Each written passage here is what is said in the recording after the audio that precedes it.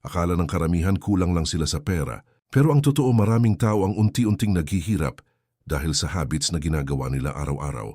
Nakakatakot dahil normal lang tingnan ang mga gawain na ito. Tahimik lang silang sumisira sa ipon, pangarap at kinabukasan ng isang tao habang hindi mo napapansin, lalo kang inilalayo ng mga habits na ito sa tunay na pag-asenso. Maraming Pilipino ang sobrang sipag, pero bakit hirap pa rin makaahon sa buhay? Gigising ng maaga para pumasok sa trabaho, pero kapos pa rin pagdating ng katapusan ng buwan. Bumubuti ang kita, pero hindi naman gumagaan ang pakiramdam pagdating sa pera. Kahit anong kayod parang walang nangyayari dahil may mga maling nakasanayan na patuloy na humihila pababa. Masakit marinig pero kadalasan, sariling habits natin ang pinakamalaking dahilan kung bakit tayo nahihirapan financially. Social media pa lang sobrang dami ng tukso na sumira sa budget ng isang tao. Kada scroll may bagong bagay na gustong bilhin kahit hindi naman kailangan. Unti-unting nagiging normal ang paggastos para lang makasabay sa uso at sa ibang tao. Habang tumatagal, mas lumalaki ang gastos pero walang nadadagdag na totoong yaman. Nakakaubos ng pera ang buhay na puro porma pero kulang naman sa disiplina. Nakakagulat dahil kahit malaki ang sweldo ng iba nalulubog pa rin sila sa utang. Hindi sapat ang malaking kita kapag mali ang paghawak sa pera. Maraming tao ang mukhang successful sa labas, pero problemado naman pagdating sa bills at bayarin. Tahimik nilang dinadala ang stress dahil sa mga maling financial habits na hindi nila mabitawan. Kapag nagpatuloy ang ganitong lifestyle, posibleng isang emergency lang ang dahilan para bumagsak ang lahat. Panahon nang makita ang mga bagay na matagal nang sumisira sa budget at kinabukasan mo. Simpleng habits lang ang iba, pero malaki ang epekto kapag pinagsama-sama sa loob ng maraming taon. Araw-araw ginagawa ng maraming Pilipino ang mga pagkakamaling ito nang hindi nila namamalayan. Kapag naitama mo ang mga maling habits na ito, mas lalaki ang chance mong magkaroon ng financial freedom. Pwedeng dito magsimula ang pagbabago ng paraan mo sa paghawak ng pera at pagtingin sa buhay. Una, pagbili kahit hindi kailangan. Pagdating ng sahod, biglang nagiging magaan ang pakiramdam ng maraming tao, kaya mabilis ding gumaan ang laman ng wallet. Konting tingin lang sa online shops agad napapadagdag ang laman ng cart kahit wala naman talagang silbi sa araw-araw na pamumuhay. Nakakasilaw kasi ang mga sale vouchers at matatamis na promos na paulit-ulit lumalabas sa cellphone buong maghapon. Dahan-dahang nasasanay ang isip sa impulsive spending hanggang maging normal na lamang ang walang humpay na paggastos. Kapag pinagsama-sama ang maliliit na binibili buwan-buwan, lumalabas na napakalaki na pala ng perang nawawala. Habang tumatagal, lalong bumibigat ang gastusin dahil mas inuuna ang luho kaysa tunay na pangangailangan sa bahay. Sobrang daming Pilipino ang nabibiktima ng tinatawag na deserve ko to mindset kahit hirap naman sa budget. Kapag nasanay ang isang tao sa emosyonal na paggastos, mas mahirap nang kontrolin ang sarili tuwing nakakaramdam ng stress o lungkot. Unti-unting nawawala ang oportunidad na makaipon dahil sa paulit-ulit na pagbili ng mga bagay na mabilis din namang pagsawaan. Karamihan sa mga gamit na nabili dahil sa bugso ng damdamin, kadalasang natatambak lamang sa isang sulok ng bahay. Tuwing nakakakita ng bagong gadget, mamahaling sapatos o trending na gamit, parang may pressure na kailangang sumabay agad sa uso. Social media ang isa sa pinakamalaking dahilan kung bakit maraming tao ang nahihikayat gumastos ng lampas sa kakayahan nila. Kapag araw-araw mong nakikita ang magagarang buhay ng ibang tao, nagkakaroon ng pakiramdam na nahuhuli ka na sa buhay. Dahil dito maraming individual ang bumibili, hindi dahil kailangan kundi para lamang makaramdam ng pansamantalang saya at validation. Pansamantala lang ang excitement pagkatapos bumili pero matagal mararamdaman ng sakit kapag dumating na ang mga bayarin. Nagsisimula sa maliit na halaga ang maling habit na ito pero lumalaki habang tumatagal ang panahon. Minsan simpleng milk tea, random accessories o mga bagay na nakikita sa live selling ang unti-unting sumisira sa ipon ng isang tao. Kapag walang disiplina sa paghawak ng salapi, madaling maubos ang pinaghirapang kita sa mga bagay na hindi naman mahalaga. Maraming empleyado ang nagtataka kung bakit wala silang naitatabi kahit maayos naman ang kanilang buwanang sahod. Pinakamasakit pa rito, kadalasang hindi nila namamalayan na sariling desisyon pala nila ang dahilan ng kanilang financial struggles. Malaking tulong ang pag-iisip muna ng ilang beses bago bumili ng anumang bagay, lalo na kapag hindi naman importante. Kapag natutunang paghiwalay ng gusto sa kailangan, mas magiging maayos ang pagdaloy ng pera sa pang-araw-araw na buhay. Unti-unting mababawasan ang stress kapag nakikitang nadadagdagan ng ipon, imbes na nauubos agad sa walang saysay na gastusin. Disiplina ang isa sa pinakamahalagang susi para hindi tuluyang masira ng maling habits ang kinabukasan mo financially. Pangalawa, palaging pagkain sa labas. Pagkatapos ng nakakapagod na trabaho, maraming tao ang dumidiretso agad sa mga fast food cafes at mamahaling kainan para pansamantalang mag-relax. Sarap na sarap ang karamihan sa convenience dahil hindi na kailangang magluto, maghugas ng plato o maghanda ng kakainin pagka-uwi. Unti-unting nagiging normal ang araw-araw na pagbili ng mamahaling pagkain kahit sobrang laki na pala nang nababawas sa budget linggo-linggo. Kapag nasanay ang isang tao sa ganitong lifestyle, mas mabilis ding nauubos ang kinikita kahit wala namang malaking binabayarang obligasyon. Kadalasan hindi agad napapansin ang epekto dahil pakonti-konti lamang ang nilalabas na halaga kada araw. Tuwing sweldo, maraming magkakaibigan ang mahilig magyaya ng samgyup, coffee dates o late-night cravings para makasabay sa bonding at kasiyahan. Pakiramdam ng iba parang reward na nila sa sarili. Ang palaging pagkain sa labas matapos ang mahabang oras ng pagtatrabaho buong linggo. Dahil paulit-ulit itong ginagawa, nagiging parte na siya ng regular na routine hanggang hindi na makontento sa simpleng lutong bahay. Mas lumalala pa kapag nadadala ng pressure na makisabay sa barkada kahit hindi na sapat ang natitirang pera sa wallet. Karamihan sa mga ganitong gastusin mabilis kalimutan, pero matagal mararamdaman ang epekto sa kabuuang finances. Habang tumataas ang cravings, mas lalo ring tumataas ang buwanang expenses ng isang tao nang hindi niya namamalayan. Simpleng iced coffee, delivery fees, desserts, at dagdag na side dishes ang tahimik na kumakain sa perang dapat sana ay naiitatabi. Kapag pinagsama-sama ang lahat ng resibo sa loob ng isang buwan, nakakagulat. Makita kung gaano kalaking halaga ang nagastos sa pagkain lamang. Marami tuloy ang napipilitang umutang o magtipid ng sobra pagdating ng katapusan dahil kulang na ang natitirang budget. Nakakalungkot dahil pwede namang maiwasan ang problemang ito kung marunong lamang mag-control sa luho at cravings. Sa dami ng food content na nakikita online, mas lalong lumalakas ang tukso na subukan ang bawat trending na kainan sa paligid. Kada scroll may bagong restaurant, bagong flavor o bagong cafe na gustong puntahan ng maraming kabataan at working adults. Dahil dito, maraming individual ang napapagastos, hindi dahil gutom, kundi dahil gusto lamang makaranas ng bagong aesthetic at maipost sa social media. Pansamantalang saya lang ang naibibigay ng mga mamahaling pagkain, pero matinding pagsisisi naman ang kapalit kapag kapos na ang budget. Hindi masama ang kumain sa labas paminsan-minsan, pero nagiging problema kapag nawawala na ang limitasyon. Mas praktikal pa rin ang paglalaan ng oras sa paghahanda ng sariling pagkain sa bahay, lalo na kung gustong makaipon ng maayos. Napakalaking tulong ng simpleng meal planning para maiwasan ang impulsive cravings at hindi planadong gastos araw-araw. Kapag natutong maging responsable sa pagkain, mas gagaan din ang paghawak sa buwanang finances at pang-araw-araw na budget. Pangatlo, pag-asa sa utang para magmukhang mayaman. Sa panahon ngayon, napakadaling magpanggap na maayos ang buhay kahit baon na pala sa pagkakautang ang isang tao. Konting swipe lang ng credit card o mabilis na loan application agad, nakakabili ng mamahaling bagay kahit wala namang sapat na kakayahang magbayad. Maraming individual ang nahuhumaling sa magarbong lifestyle dahil gusto nilang mapansin, hangaan at makasabay sa mga nakikita nila online.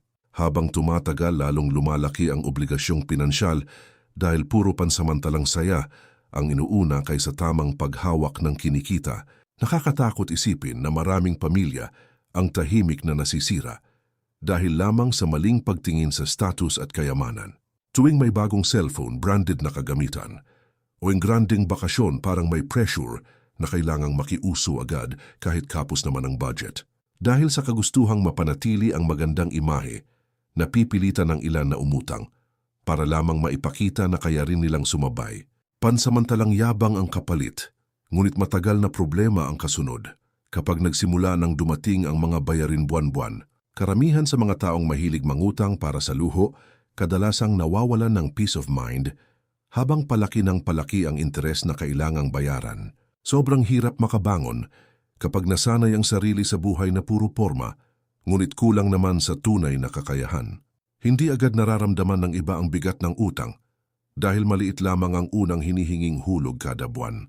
Habang nadaragdagan ang mga binabayaran, unti-unti namang lumiit ang natitirang pera para sa mahahalagang pangangailangan sa bahay.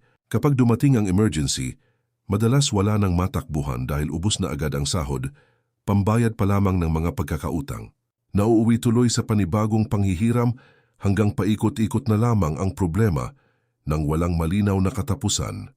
Maraming Pilipino ang hindi nakakaalis sa ganitong sitwasyon dahil nasanay ng mamuhay ng lampas sa tunay nilang kakayahan. Malaking impluensya rin ang social media dahil halos araw-araw ipinapakita roon ang marangyang pamumuhay ng ibang tao. Kapag paulit-ulit nakikita ang mamahaling kotse, designer na gamit, at ingrandeng kainan, nagkakaroon ng inggit at matinding paghahangad na makaranas din nito. Dahil sa sobrang kagustuhang makisabay, nawawala ang tamang pag-iisip pagdating sa paggastos at pangungutang.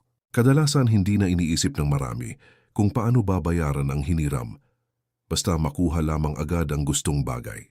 Mapanganib ang ganitong mentalidad dahil mabilis nitong sirain ang kinabukasan ng isang tao kahit gaano pa siya kasipag magtrabaho. Mas mahalagang magkaroon ng tahimik ngunit matatag na buhay kaysa magmukhang mayaman ngunit problemado naman gabi-gabi. Napakalaking ginhawa sa pakiramdam kapag alam mong wala kang hinahabol na bayarin dahil marunong kang mamuhay ayon sa tunay na kakayahan mo. Pang-apat, kawalan ng plano sa kinikita. Bawat buwan libo-libong manggagawa ang tumatanggap ng sahod nang walang malinaw na direksyon kung saan talaga mapupunta ang kanilang pera. Pagkapasok pa lamang ng kita agad na naghahalo-halo ang pambayad, pangluho at pang-araw-araw na gastusin hanggang tuluyang magulo ang budget. Dahil walang maayos na sistema, mabilis ding nawawala ang salaping ilang linggong pinagpaguran sa trabaho o maliit na negosyo. Nakakabahala dahil maraming tao ang umaasa na lang sa tira, imbes na maglaan agad para sa mahahalagang obligasyon at kinabukasan. Kapag ganitong klase ng gawain ang nasanay sa araw-araw na buhay, mas lumalaki ang posibilidad na manatiling kapos habang tumatanda. Tuwing dumarating ang petsa ng bayaran, saka pa lamang nagsisimula ang matinding pag-aalala kung sapat pa ba ang natitirang pera. Kulang sa paghahanda kaya napipilitang manghiram, gumamit ng lending apps, o umutang sa kakilala para lamang makatawid sa buwan ng gastusin. Nakakapagod mamuhay ng palaging naghahabol dahil walang malinaw na kontrol sa pumapasok at lumalabas na halaga. Kadalasang nangyayari rito, unti-unting nawawala ang kapanatagan ng isip dahil halos lahat ng desisyon umiikot na lamang sa kakulangan sa pera. Habang tumatagal, mas lalong nahihirapang makaahon dahil paulit-ulit na lang ang cycle ng pagkukulang at pag-aalala. Hindi sapat ang mataas na sahod kung wala namang tamang pamamahala sa kinikita buwan-buwan. Maraming empleyado ang nagtataas ng lifestyle kasabay ng pagtaas ng kita, kaya wala ring tunay na pagbabago sa kanilang sitwasyong pinansyal. Kapag nadadala ng emosyonal na paggastos, mas lalong nawawala ang kakayahang maghanda para sa mga hindi inaasahang pangyayari. Kahit simpleng emergency lamang, pwedeng magdulot ng matinding problema kapag walang maayos na nakahandang pondo. Pinakadelikadong bahagi ng kawalan ng plano ay ang pakiramdam na parang kontrolado mo ang pera kahit kabaliktaran naman ang nangyayari. Sa dami ng tukso sa paligid, napakadaling ubusin ang kita sa mga bagay na nagbibigay lamang ng pansamantalang kasiyahan. Kapag walang nakatakdang limitasyon sa paggastos, mabilis ding nawawala ang disiplina pagdating sa paggamit ng salapi. Nauuwi tuloy sa pag-asa sa susunod na sweldo, habang patuloy namang lumalaki ang mga obligasyong kailangang bayaran. Sobrang daming Pilipino ang nagtatrabaho ng walang pahinga, pero nananatiling walang ipon dahil walang malinaw na direksyon ang kanilang finances. Nakakalungkot isipin na sapat sana ang kinikita nila kung marunong lamang silang mag-ayos ng budget ng maaga pa lamang. Napakalaking tulong ng simpleng paglista ng gastusin upang makita kung saan talaga napupunta ang bawat perang pinaghirapan. Kapag natutunang hatiin ng maayos ang budget, mas madaling mabigyan ng halaga ang ipon, bayarin at mga pangunahing pangangailangan. Panglima, pagpapabaya sa maliit na gastusin.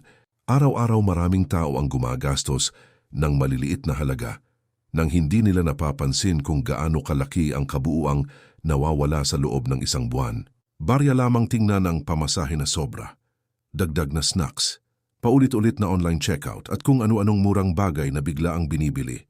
Dahil maliit lang ang presyo kadalasan, hindi na iniisip kung kailangan pa ba talaga o nadadala lamang ng sandaling kagustuhan. Unti-unting nasasanay ang isip na balewala lang ang ganitong klaseng paggastos hanggang maging parte na ito ng pang-araw-araw na routine. Nakagugulat na mas malaki pa minsan ang nawawala sa maliliit na gastos kaysa sa mga malalaking binibili paminsan-minsan. Tuwing nakakakita ng mumurahing produkto, maraming individual ang agad na papabili dahil pakiramdam nila hindi naman mabigat sa bulsa. Kapag paulit-ulit nangyari ang ganitong gawain, dahan-dahang nababawasan ang perang dapat sana ay napupunta sa mas mahahalagang bagay. Marami tuloy ang nagtataka kung bakit mabilis maubos ang kinikita kahit wala naman silang biniling sobrang mahal. Hindi agad halata ang epekto dahil pakonti-konti lamang ang lumalabas na pera sa bawat transaksyon araw-araw. Kadalasan saka lamang namumulat ang isang tao kapag nagsimula ng kapusin bago pa dumating ang susunod na sahod. Sa dami ng digital payments ngayon, mas naging madali ring gumastos nang hindi nararamdaman ang tunay na bigat ng bawat binabayaran. Isang pindot lang sa cellphone agad nakakabili ng kung ano-ano kahit hindi planado o hindi naman kailangan sa pang-araw-araw na pamumuhay. Habang tumatagal, mas nawawala ang disiplina dahil parang ordinaryong bahagi na lamang ng buhay ang walang humpay na maliit na gastos. Maraming Pilipino ang hindi namamalayang nalulubog sa financial stress. Nakakalungkot dahil malaking porsyento ng kinikita ang nasasayang sa mga bagay na hindi naman talaga nakakadagdag ng halaga sa buhay. Kapag hindi natutong bantayan ng maliliit na halaga, mahihirapan ding kontrolin ang mas malalaking desisyong pinansyal pagdating ng panahon. Kahit gaano pa kalaki ang sahod, posibleng maubos pa rin agad kapag walang sapat na disiplina sa simpleng paggastos araw-araw. Nauuwi tuloy sa kakulangan sa ipon at pag-asa na lamang sa susunod na sweldo para makabawi sa mga nagastos. Habang lumalala ang ganitong habit, mas lalong nawawalan ng pagkakataong makapagtabi para sa emergency, negosyo o mas magandang kinabukasan. Pinakamahirap sa lahat ang pakiramdam na pagod ka sa trabaho pero parang walang nangyayaring progreso sa buhay. Napakalaking pagbabago ang kayang maidulot ng simpleng pag-monitor sa bawat sentimong lumalabas araw-araw. Kapag naging mas maingat sa maliliit na gastusin, mas madaling mapapansin kung gaano kalaki pala ang pwedeng maiwasang sayangin. Dahan-dahan ding mabubuo ang magandang disiplina sa paghawak ng pera habang natututong unahin ang mas importanteng pangangailangan. Pang-anim, pag-iwas sa pag-iipon habang bata pa. Habang malakas pa ang katawan at regular ang kinikita, maraming kabataan ang naniniwalang mahaba pa ang panahon bago seryosohin ang pag-iimpok. Dahil bata pa pakiramdam ng karamihan, hindi pa kailangan maghanda para sa kinabukasan, kaya mas inuuna ang gala, luho at pansamantalang kasiyahan. Kapag dumarating ang sweldo, madalas nauubos agad sa mga bagay na nagbibigay lamang ng aliw sa kasalukuyan, ngunit walang maitutulong pagdating ng panahon. Unti-unting lumilipas ang mga taon nang walang naitatabing sapat na halaga para sa emergency o mahahalagang pangangailangan sa hinaharap. Nakakapanghinayang dahil mas madali sanang makabuo ng matibay na financial foundation kung maagang nagsimula sa simpleng pag-iimpok. Pagdating ng mga biglaang problema, saka lamang nararamdaman kung gaano kahirap mabuhay nang walang nakahandang pera. Kapag nagkaroon ng karamdaman, pagkawala ng trabaho, o matinding pangangailangan sa pamilya, kadalasang walang ibang malapitan kundi pangungutang. Dahil walang naitabi, napipilitang magsimula ulit mula sa wala, kahit matagal nang nagtatrabaho at nagsisikap araw-araw. Maraming Pilipino ang dumadaan sa matinding stress dahil hindi sila nakapaghanda noong mas magaan pa sana ang kanilang mga responsibilidad. Pinakamasakit sa sitwasyong ito ang pakiramdam na napag-iwanan na habang ang iba ay unti-unti nang umaangat sa buhay. Sa dami ng tukso sa modernong panahon, napakadaling kalimutan ang kahalagahan ng paglalaan para sa hinaharap. Kadalabas ng bagong uso, bagong pasyalan o bagong trend, maraming tao ang agad gumagastos ng hindi iniisip ang pangmatagalang epekto nito. Dahil mas inuuna ang instant gratification, nawawala ang pagkakataong mapalago ang perang pwede sanang magbigay ng seguridad balang araw. Habang tumatanda, mas bumibigat din ang obligasyon, kaya mas humihirap magtabi kapag hindi nasimulan ng maaga. Nakakabahala dahil maraming empleyado ang umaabot ng ilang taon sa trabaho, ngunit nananatiling walang sapat na ipon. Hindi kailangan ng napakalaking halaga upang makapagsimula sa maayos na pag-iimpok.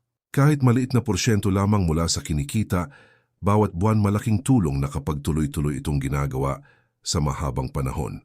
Dahan-dahan lumalaki ang naitatabing pera habang natututo ring maging responsable sa paghawak ng sariling finances. Kapag naging bahagi na ng regular na routine ang pagtatabi, mas lumalakas din ang kumpiyansa pagdating sa pagharap sa mga hindi inaasahang sitwasyon. Sobrang laking ginhawa sa pakiramdam kapag alam mong may nakahanda kang sandalan para sa sarili at pamilya. Mas mabuting magsimula ng maaga kaysa magsisi kapag dumating na ang panahon ng matinding pangangailangan. Napakahalaga ng disiplina at consistency upang mabuo ang mas maayos at mas ligtas na kinabukasang pinansyal. Kapag natutunang unahin ang paghahanda kaysa pansamantalang luho, mas madaling makakamit ang tunay na financial stability. Pangpito, pagkukumpara ng buhay sa ibang tao.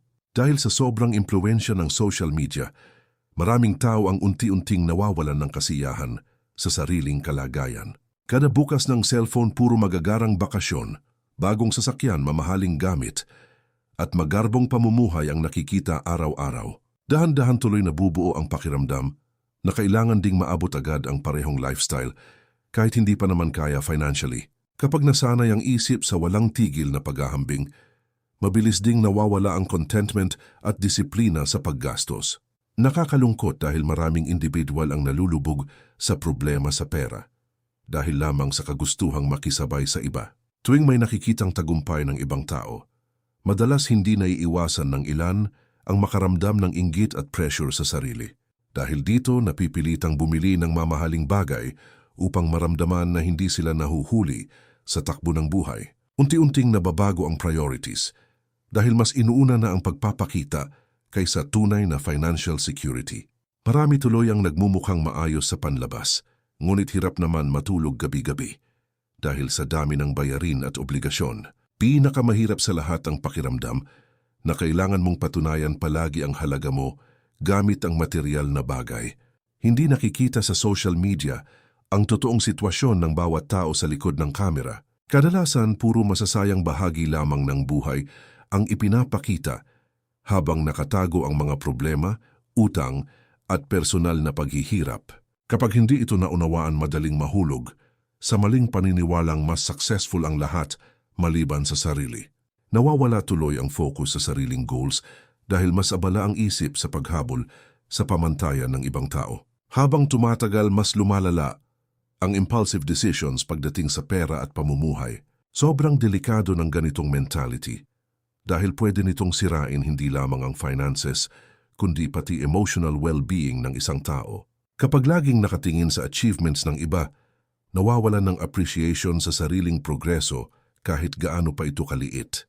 Dahil kulang sa contentment, mas lumalakas ang urge na gumastos para lamang makaramdam ng pansamantalang validation mula sa ibang tao. Nauuwi tuloy sa walang katapusang cycle ng paghabol sa bagay na hindi naman talaga nagbibigay ng totoong kasiyahan. Maraming Pilipino ang napapagod, hindi dahil kulang ang kinikita, kundi dahil sobra ang pressure na makisabay sa nakikita online. Mas mahalagang ituon ang oras at enerhiya sa sariling pagunlad kaysa ikumpara ang buhay sa ibang tao.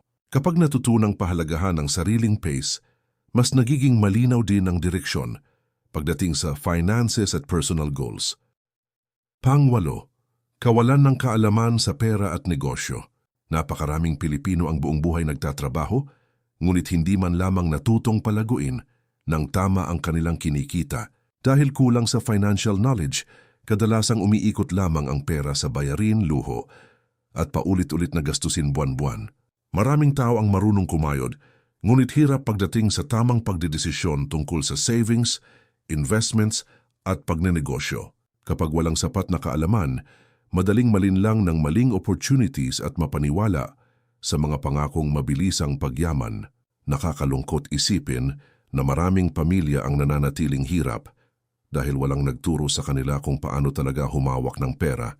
Tuwing may extra income, kadalasan nauubos agad sa pansamantalang kasiyahan, imbes na gamitin para sa mas makabuluhang oportunidad. Hindi naiintindihan ng ilan kung gaano kahalaga ang pag-aaral tungkol sa tamang pag-i-invest at pagpapalago ng assets habang maaga pa.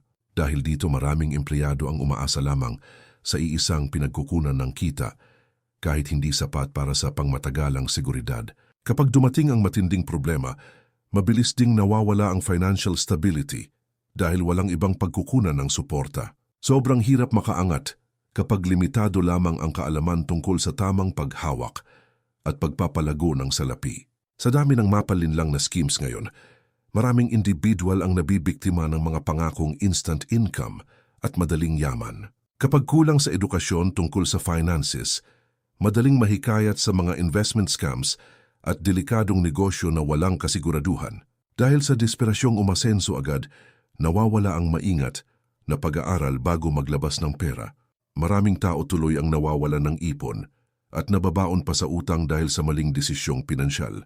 Pinakamasakit dito, nasasayang ang perang matagal na pinagpaguran dahil lamang sa kakulangan ng tamang kaalaman. Hindi sapat ang sipag lamang kung walang kasamang wastong pag-unawa sa paghawak ng kita at oportunidad.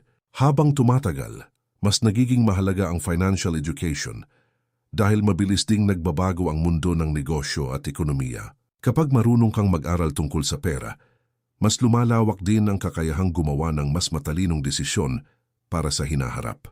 Unti-unting nababawasan ang posibilidad ng maling paggastos habang mas nagiging malinaw ang tunay na halaga ng bawat kinikita.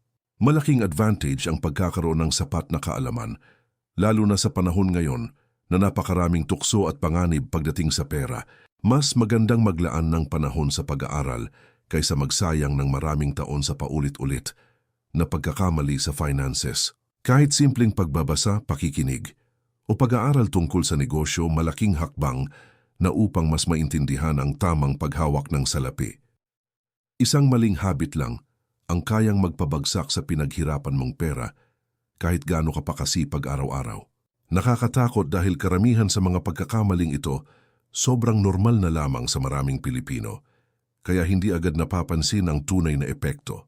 Habang patuloy mong ginagawa, ang mga maling nakasanayan unti-unti ring nawawala, ang pagkakataong magkaroon ng mas maayos at mas maginhawang buhay. Pinakamasakit pa rito, maraming tao ang sobrang pagod na sa trabaho, ngunit nananatiling walang naiipon at walang financial freedom. Dahil dito napakahalaga na matutunang kontrolin ang mga habits na tahimik na sumisira sa kinabukasan mo. Hindi kailangan maging milyonaryo para makapagsimula ng pagbabago sa buhay pagdating sa pera. Sapat na minsan ang simpleng disiplina, tamang mindset, at maingat na pagdedesisyon araw-araw upang unti-unting makaahon sa hirap. Kapag natutunan mong pahalagahan ang bawat kinikita, mas magiging malinaw rin ang direksyon ng future mo financially. Dahan-dahan ding mawawala ang stress habang nakikitang hindi basta nauubos ang perang pinaghihirapan mo. Mas masarap mabuhay kapag alam mong may control ka sa finances mo at hindi ikaw ang kontrolado ng pera. Maraming tao ang naghihintay ng malaking opportunity para yumaman, ngunit nakakalimutang ang tunay na pagbabago nagsisimula sa maliliit na desisyon araw-araw. Kapag naitama mo ang maling habits, mas lalaki rin ang chance mong magkaroon ng ipon, negosyo at mas matatag na kinabukasan. Unti-unting mababago ang takbo ng buhay mo habang mas nagiging responsable ka sa bawat sentimong dumadaan sa kamay mo. Hindi man agad mapansin ang resulta, pero pagdating ng panahon mararamdaman mo kung gaano kalaki ang epekto ng tamang paghawak sa pera. Napakalaking advantage ng taong marunong magpigil ngayon para magkaroon ng mas maayos na buhay bukas. Habang marami ang patuloy na nalulubog sa utang at walang katapusang problema sa pera, pwede kang maging isa sa mga taong marunong gumawa ng tamang desisyon. Malaking bagay ang pagiging aware sa mga habits na pwedeng humatak pababa sa financial future ng isang tao. Kapag naging mas disiplinado ka, mas lalaki rin ang posibilidad na maabot mo ang mga pangarap na matagal mo nang gustong makamit. Kung gusto mong tuluyang mabago ang direksyon ng buhay mo, kailangan magsimula sa pag-ayos ng mga simpleng bagay na ginagawa mo araw-araw. Napakalaking laban ang kayang mapanalunan ng taong marunong magkontrol ng sarili pagdating sa pera at desisyon sa buhay. Habang mas maaga mong inaayos ang maling habits, mas maaga mo ring mararanasan ang financial peace at mas komportableng pamumuhay. Unti-unting bubukas ang mas maraming oportunidad kapag natuto kang maging responsable sa bawat kinikita at ginagastos mo. Pera man ang dahilan ng maraming problema, ngayon pwede rin naman itong maging daan para mabuo ang mas maayos at mas panatag na kinabukasan